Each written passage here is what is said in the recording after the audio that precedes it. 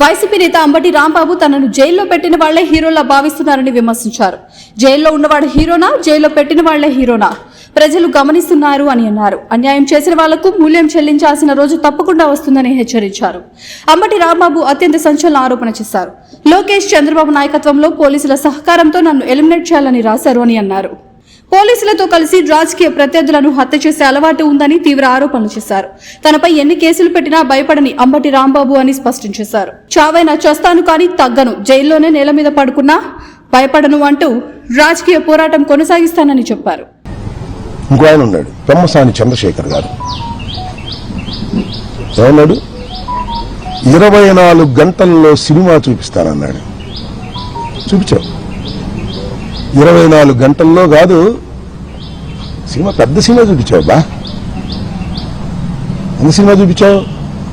18 రోజులు సినిమా చూపించావు. నా ఇల్లు పగలగొట్టడంలో సినిమా చూపించావు. నా కార్లు ధ్వంసం చేయటంలో సినిమా చూపించావు. నా ఆఫీసు ధ్వంసం చేయటంలో సినిమా చూపించావు.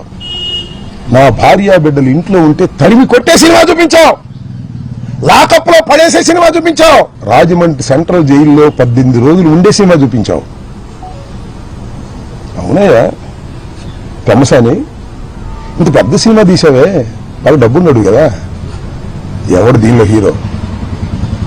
ఎవడు దీనిలో హీరో? ఇల్లు తగలేసిన వాడు హీరోనా, జైల్లో ఉన్నవాడు హీరోనా? చెప్పని అడుగుతా ఉన్నా. ఎక్కడో ఉండి మాటలు చేశావే, ఎవరు హీరో? 18 రోజులు జైల్లో ఉన్నవాడు హీరోనా, జైల్లో పెట్టిన వాళ్ళు హీరోనా? ఎవరు హీరో? ఆలోచించుకో. ఇంత పెద్ద సినిమా తీసి మీరు విలన్లు అయ్యారు. 18 రోజులు పెట్టడం కాదు, 7-8 గంటల సేపు ఇక్కడ ఉండి కరాంబిత్యం చేశారు పోలీసులతో ఏకమైపోయి. ఎవరు హీరో? ఎవరు దీనిలో విలన్స్? ఎవరు? ప్రజలు గమనిస్తున్నారని కూడా ఈ సందర్భంగా మనవి చేస్తున్నా. అనని మాటలు అన్నానని రాసిన వాడు విలనా? ఏమీ అనుకోకుండా అపవాదు పడేవాడా విలన్? ఎవరు హీరో, ఎవరు విలన్? ఆలోచించుకోమని కూడా ఇవాళ పెమ్మసాని చంద్రశేఖర్ని అడుగుతా ఉన్నా. ఏం తొందర లేదు. అన్నిటికీ మూల్యం చెల్లించవలసిన రోజు ఒకటి వస్తుంది, తప్పనిసరిగా వస్తుంది. భగవంతుడు పైన ఉన్నాడు, ప్రజాస్వామ్యంలో ప్రజలు చూస్తున్నారు. అన్యాయాన్ని అన్యాయం అంటారు. ఆ గొంతు ఇప్పుడు వినిపించకపోవచ్చు, ఇప్పుడు సమయం వచ్చినప్పుడు వినిపిస్తుందని కూడా ఈ సందర్భంగా నేను మనవి చేస్తున్నాను.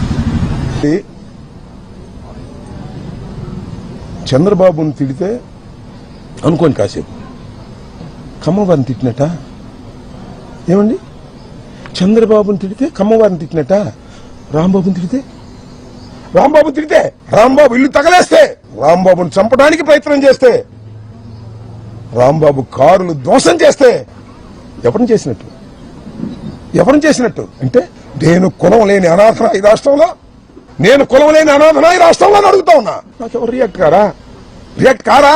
కారని అనుకోకండి అని మనవి చేస్తున్నా. రియాక్ట్ అయ్యే రోజు ఒకటి వస్తుందని మనవి చేస్తున్నా. ఏంటి అన్యాయం? చంద్రబాబుని తిడితే కమ్మవారికి కోపం వస్తుంది, రాంబాబుని కొట్టినా తిట్టినా దౌర్జన్యం చేసినా ఎవరికి కోపం రాకూడదు. పవన్ కళ్యాణ్ గారు చెప్తున్నాడు, నాగేంద్రబాబు గారు చెప్తున్నారు, మీరు ఎవరికి కోపం రావద్దండి. ఎన్నాళ్ళు తాగుతారయ్యా? చంద్రబాబు నాయుడు మోచేతి నీళ్ళు ఎన్నాళ్ళు తాగుతారు చెప్పండి? నీకు మంత్రి స్థాయిని ఎగ్గొట్టినా కూడా నువ్వేం మాట్లాడవు. ఏమిటి అన్యాయం అని అడుగుతా ఉన్నా. గుర్తుపెట్టుకోండి, నేను చెప్తున్నా, every dog has its own day.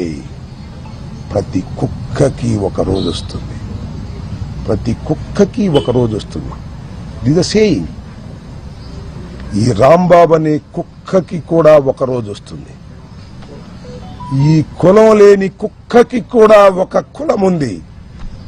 గుర్తుపెట్టుకోండి. ఎప్పుడు హంసతూలిక తల్పాల మీద ఉండాలనుకోవటంలా, మట్టి గెడ్డల్లో కూడా ఉండాలనుకుంటున్నా, జైల్లో నేల మీద ఉండాలనుకుంటున్నా. నన్ను ఏం చేస్తారు మీరు? కేసు మీద కేసు పెట్టారు, ఉండాలి ట్విస్ట్. బెయిల్ రాగానే ఇంకో కేసు పెట్టారు, దానిలో బెయిల్ రాగా ఇంకో కేసు పెట్టారు. ఎన్ని పెట్టుకుంటారే? సంవత్సరం అటు పెట్టుకుంటారా? రాజమండ్రిలో చెప్పొచ్చా ఇల్లు వస్తానన్నా, అటు అనకూడదు సార్, జైలు దగ్గర ఇల్లు వస్తాను అనకూడదు అన్నారు. ఈ 5 సంవత్సరాల్లో మళ్ళా పంపిస్తారయ్యా లోకేష్, నేను సిద్ధంగా ఉన్నాను రావడానికి అని కూడా చెప్పా. I don't care.